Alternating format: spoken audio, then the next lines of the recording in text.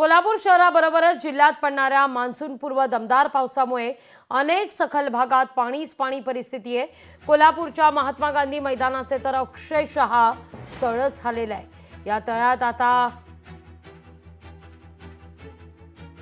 सध्या बदकं सुद्धा फिरायला लागली आहेत अशी चर्चा आहे। तर हे तळ नाहीये तर हे मैदान आहे आणि या ठिकाणी मात्र पावसाचा जोर इतका आहे की अक्षरशः या ठिकाणी मैदानाला तळ्याचं स्वरूप आलंय। आढावा घेतलाय आपले प्रतिनिधी सतेज औंधकर यांनी। गेल्या आठवडाभरापासून कोल्हापूर शहराबरोबरच जिल्ह्यात मान्सूनपूर्व पावसानं जोरदार हजेरी लावली आहे। त्यामुळं कोल्हापूर शहराबरोबरच जिल्ह्यातील सखल भागांमध्ये आता पाणी साचायला सुरुवात झालेली आहे। आता आपण आलो आहोत कोल्हापूर शहरातील गांधी मैदान या परिसरामध्ये आणि गांधी मैदानात आपण ही दृश्य पाहतोय की गांधी मैदानात सध्या कोल्हापूर शहरातला हा सखल भाग आहे। शिवाजी पेठेत हा भाग येतो आणि ह्या ठिकाणी आता या गांधी मैदानाचं तळ झाल्याचं आपल्याला या ठिकाणी दृश्यांच्या माध्यमातून दाखवण्याचा प्रयत्न करतोय।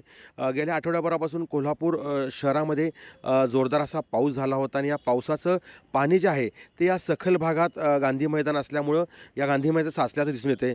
आता या गांधी मैदानातील पाणी जवळपास 5 ते 6 फूट होतं। आता हे पाणी उतरल्याचं या ठिकाणी दिसून आपल्याला हळूहळू येताना आपल्याला पाहायला मिळते।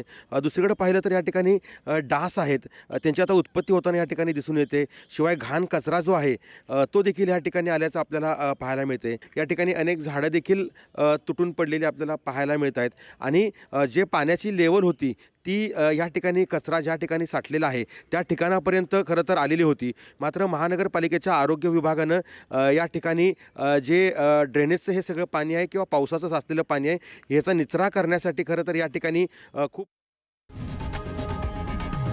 लोकशाही मराठी ऐका, पहा, जागरूक रहा।